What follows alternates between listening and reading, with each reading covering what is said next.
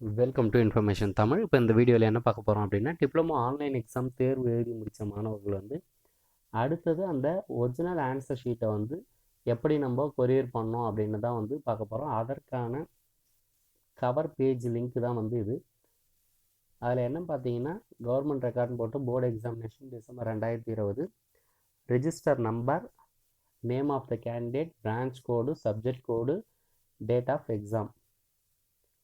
2 பார்த்தீங்கன்னா த பிரின்சிபல் போட்டு நீங்கள் எந்த காலேஜோ அந்த காலேஜில் அட்ரஸ் நீங்கள் எழுதணும். அந்த அட்ரஸ் ஃபுல்லாக எழுதுங்க. ஏன்னா கொரியர் போஸ்ட் நீங்கள் அனுப்பும்போது ஃபுல் அட்ரஸ் பின்கோடோடு எழுதுங்க. அப்போ தான் ரீச் ஆகும்.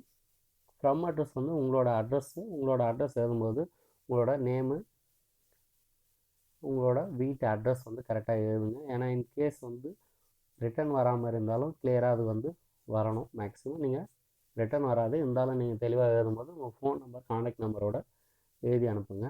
மேலே இருக்க அந்த ரிஜிஸ்டர் நம்பரும்போது உங்களோட ரிஜிஸ்டர் நம்பர் தெளிவாக எழுதுங்க. Name of the candidate capital லெட்டரில் எழுதிங்க.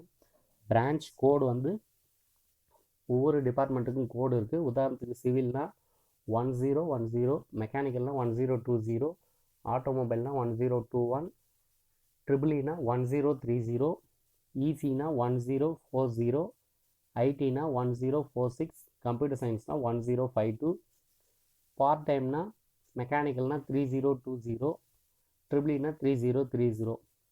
ஸோ இப்படி தான் உங்களோட பிரான்ச் கோடு இருக்கும்.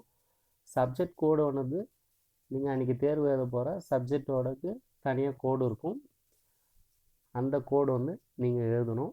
டேட் ஆஃப் எக்ஸாம், ஸோ இது எந்த நாள் எழுதின பேப்பரோ அந்த நாளுக்கான தேர்வுக்கான டேட் தான் நீங்கள் அதில் போட போகிறீங்க. ஸோ இதுதான் கவர் பேஜ் ஃபில் பண்ணது. இந்த பேஜ் உங்களுக்கு உங்கள் காலேஜிலேருந்து உங்கள் ஸ்டாஃப்ஸ் வாட்ஸ்அப்லேயோ இல்லை மெயிலையோ அனுப்புவாங்க. ஸோ அதை பிரிண்ட் அவுட் எடுத்து நீங்கள் காலேஜுக்கு கொரியர் பண்ணும்போது இதை மேலே போஸ்ட் பண்ணி நீங்கள் அனுப்பலாம். டிப்ளமோ ஆன்லைன் எக்ஸாம் எப்படி எழுதலாம் அப்படின்றது நம்ம step by step video already நம்ம போட்டுருக்கோம். அதனோட லிங்க் நான் டிஸ்கிரிப்ஷனில் கொடுக்குறேன். நீங்கள் அந்த வீடியோவை பாருங்கள். ஸோ இந்த வீடியோவை உங்கள் ஃப்ரெண்ட்ஸுக்கு ஷேர் பண்ணுங்கள். உங்கள் சந்தேகங்கள் எதனா இருந்தால் எங்களுக்கு கமெண்ட் பண்ணுங்கள். தேங்க்ஸ் ஃபார் வாட்சிங். நன்றி.